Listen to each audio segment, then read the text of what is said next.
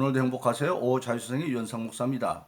오늘은 베드로후서 1장 19절로 21절에 있는 말씀을 중심으로 해서 확실한 예언 성경이라는 제목으로 잠시 은혜를 나누고자 합니다.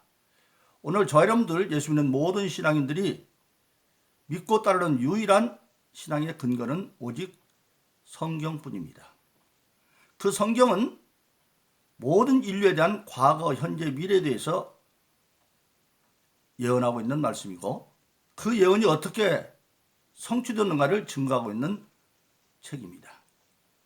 하나님은 오직 전지하시기 때문에 과거, 현재, 미래 모든 것을 알고 계실 뿐만 아니라 또 하나님은 전지하실 분 전능하신 능력으로 과거, 현재, 미래 모든 만물을 친히 주관하시고 계시는 분이기 때문에 성경은 하나님의 말씀이고 그 하나님의 예언의 말씀은 전능하시고 전지하신 하나님의 능력에 의해서 능히 이루어져 성취되고 있는 것입니다.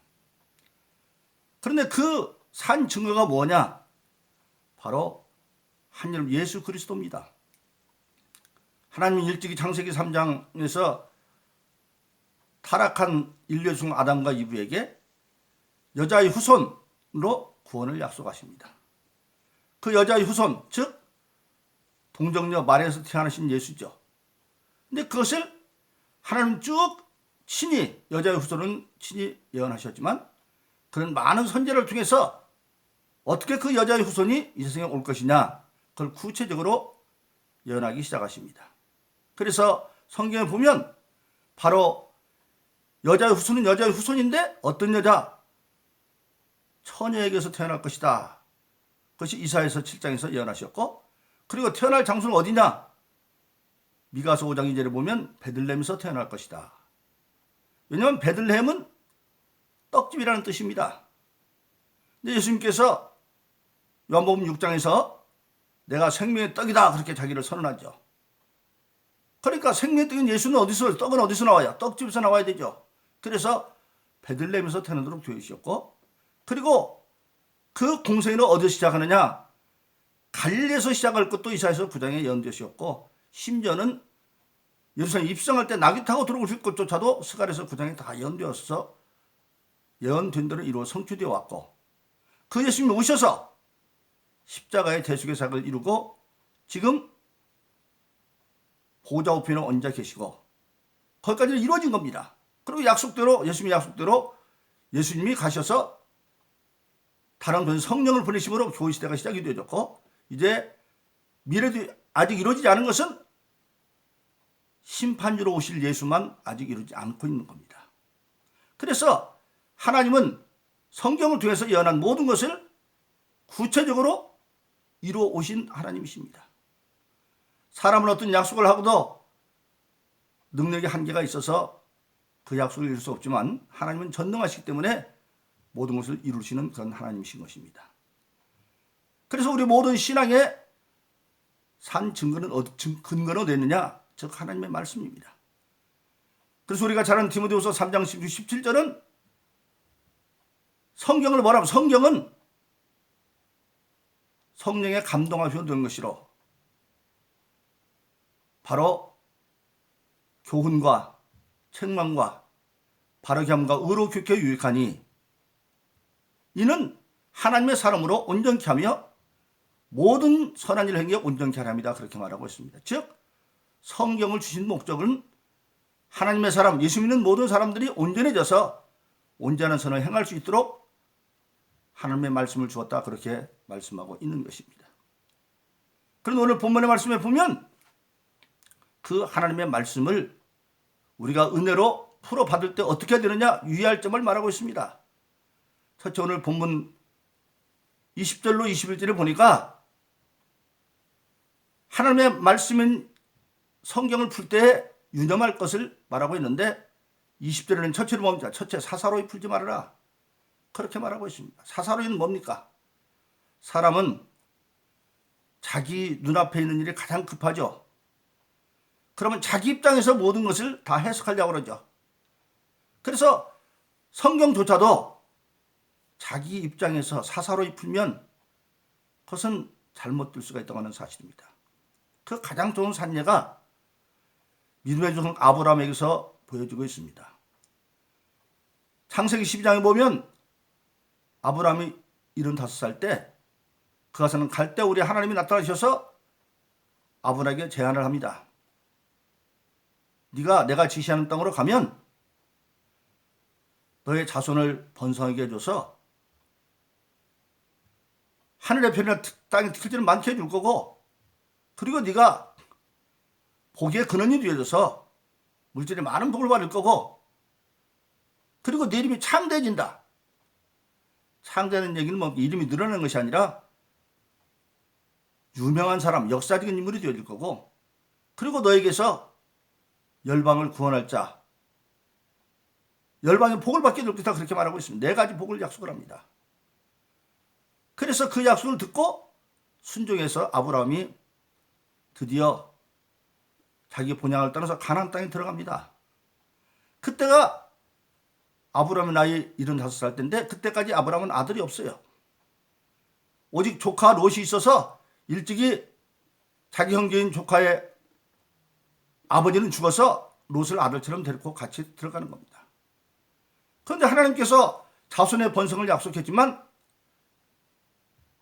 10년이나 80이 될 때까지 그 안에 사례가 아들을 낳지 않고, 여자는 아들을 낳고 싶다고 낳는 게 아니죠. 낳을 때가 있죠. 경도가 끝나면 안 되잖아요. 그러니까 그 안에 사례가 아브라함한테 말합니다. 여보, 나는 애 낳기는 틀렸으니까 내 계집 중인 애굽 여자 하가리가 있는데 튼튼하고 그러니까 그를 당신 첩으로 삼아서 당신 씨는 이해할 거 아니냐, 대는 이해할 것 아니냐. 그래, 개인상으로 그럴듯하니까 아브라함이, 분명히 하나님은 아브라함에게서 큰 민족을 이룬 자식을 준다고 그랬는데 사사로이 개인적으로 생각해주고 아내의 말을 듣고 하갈을 받아들여서 거기에서 이스마엘을 낳게 되어집니다. 그런데 하나님은 마침내 약속을 지켜서 아브라함 나이 100세 때 이삭을 줍니다. 그 이삭을 준 게 먼저 태어난 이스마엘과 이삭 사이에 서로 갈등이 있어서 그것이 지금 어떻게 되었습니까? 오늘날까지도 중동의 아랍 세력과 이스라엘과 늘 대치된 전쟁 상태에 있는데, 그게 사실 알고 보면 아랍 족속은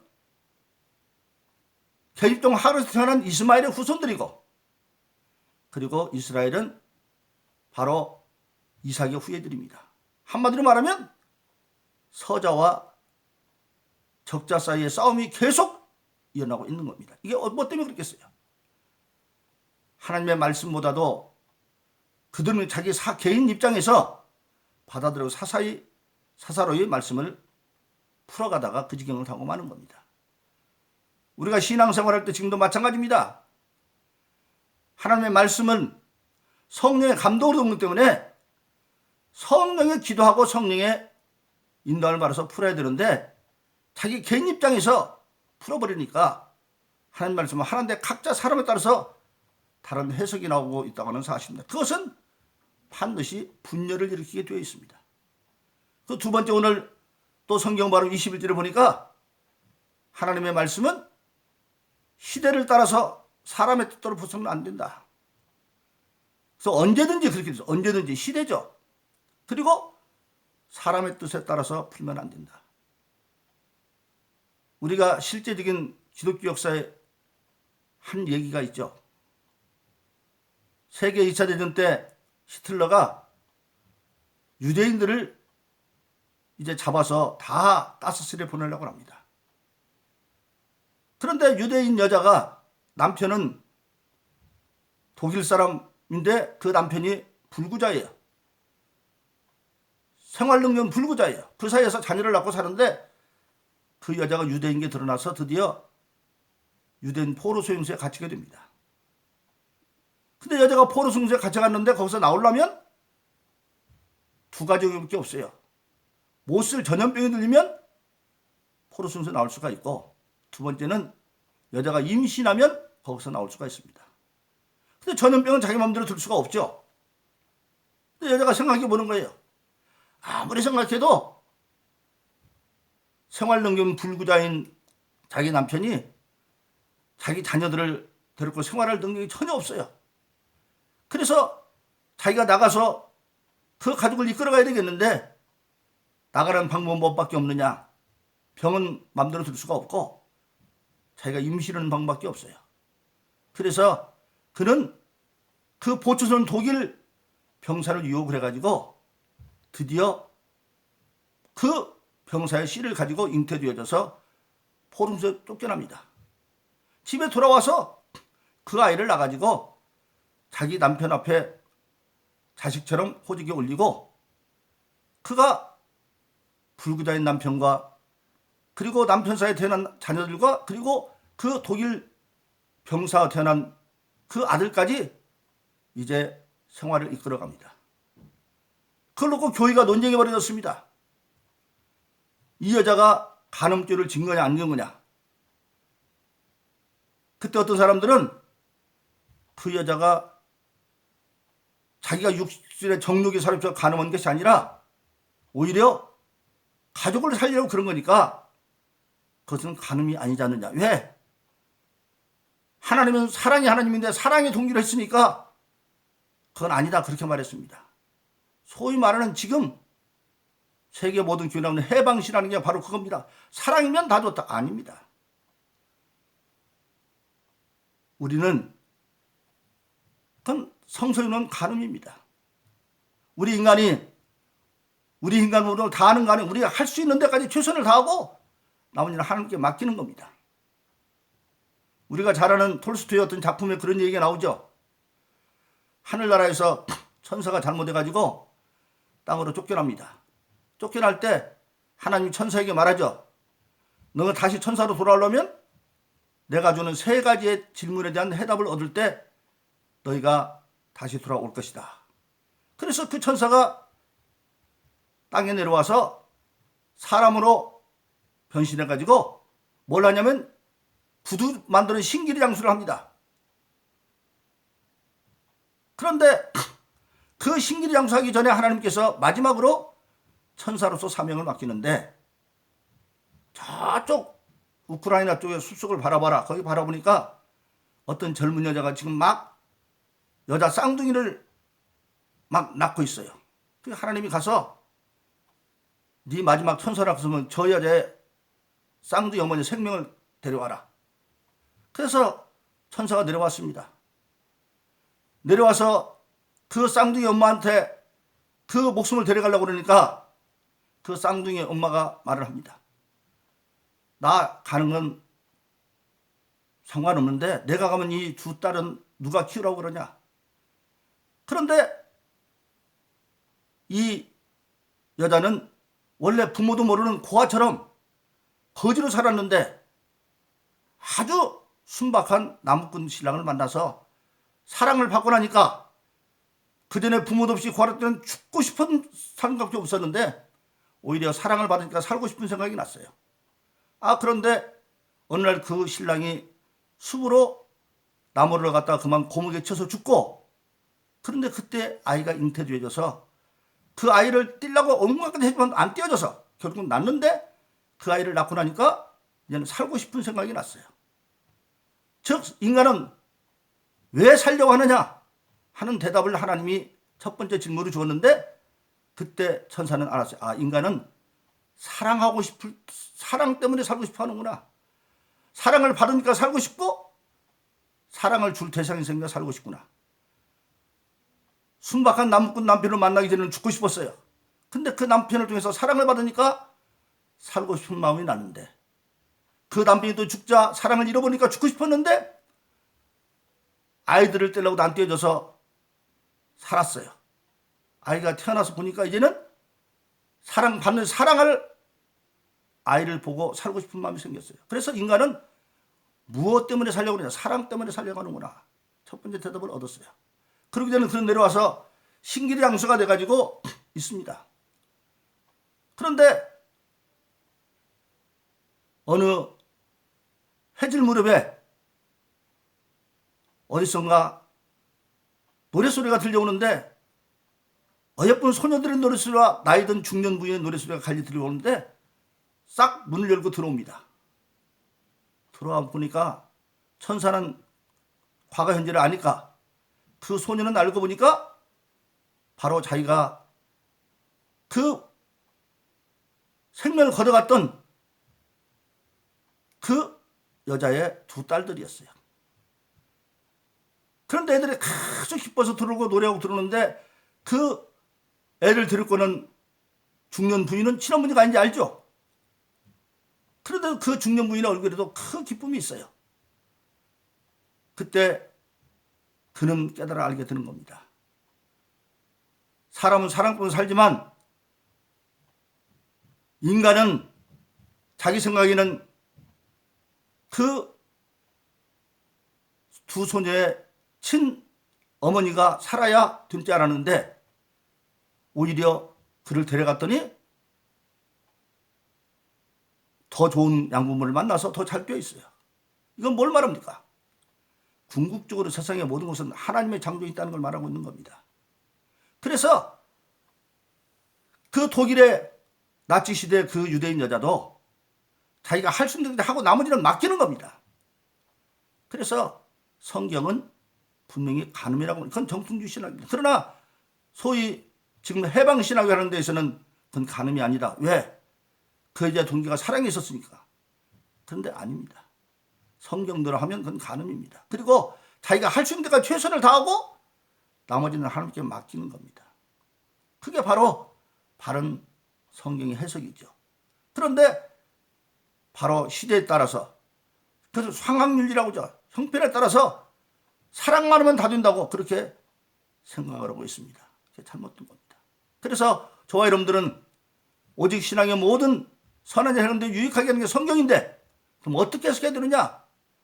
성경은 하나님의 성령으로 감동받기 때문에 성령의 은혜를 받아서 말씀을 풀어가야 된다고 하는 사실입니다. 그래서 우리가 잘 아는 에베소 6장에 보면 마지막 때 마귀가 대적하기 위해서 하나님의 전신갑주를 입는데 그 전신갑주 하나가 에베소 6장 17절에 보면 성령의 검 하나님의 말씀, 그렇게 되어 있습니다. 성령 받은 자가 하나님의 말씀을 성령의 뜻대로 갖고 있으면 그것이 마귀를 물질 수 있는 공격무기가 되어줄 수 있어요. 예수님께서 40일 광야의 금식을 마치고 시험하는 마귀를 기록된 말씀으로 물리친 것처럼 성령 받고 성령에 따라서 말씀을 깨달아 아는 자는 그 말씀을 가지고 악한 것을 이길 수 있는, 그래서 악한 마귀의 모든 회방도 물리치고 선한 일을 행할 수 있다고 하는 사실입니다. 바로 그렇습니다. 우리가 성경은 가장 바람직한 교회가 데살로니가 교회죠. 데살로니가 교인들에게는 세 가지 특징이 있었어요. 믿음의 역사와 사랑의 수고와 소망의 인내. 즉 믿음의 역사는 뭐냐? 하나님의 말씀이 데살로니가들은 성령의 큰 확신으로 돼가지고 말로만 나오면서 능력으로 나타났어요. 근데 그들은 어떻게 알았느냐? 그 능력이 왜 나타났느냐? 데살로니가서 2장 13절에 보니까 이렇게 말하고 있습니다. 너희가 우리에게서 하는 말씀을 들을 때에 사람의 말로 받지 않냐고 하나님의 말씀으로 받으니 정녕 그러하다. 그 말씀은 너희 가운데 역사하느니라. 바울과 실라와 디모데를 통해서 하는 말씀이 그들에게 전해지면 들을 때는 바울과 실라, 바울의 말로 실라의 말로 들었지만 받아들일 때는 바울과 실라와 디모데를 통해서 주시는 하나님의 말씀으로 받아들였더니 그 말씀이 믿음의 역사가 일어났다, 그렇게 말하고 있습니다. 바로 그렇습니다. 그래서 저와 여러분들은 오직 하나님의 말씀을 기도하면서 성령으로 말미암아 깨닫고 그 말씀을 성령 하는 말씀을 쓸 때에 우리는 드디어 디모데후서 3장 17절에 있는 것처럼 온전케 하며 모든 선한 일을 하고 바로 생각할 수 있다고 하는 사실입니다. 그러므로 저와 여러분들은 오직 성경의 신앙의 근본인 성경을 성령의 심령에서 바로 깨닫고 행함으로 말미암아 모든 일에 하나님의 영혼을 이뤄가는 복된 신앙의 삶 살기를 예수 이름으로 축원합니다. 오늘도 행복하세요. 자유세상의 유현상 목사였습니다. 감사합니다.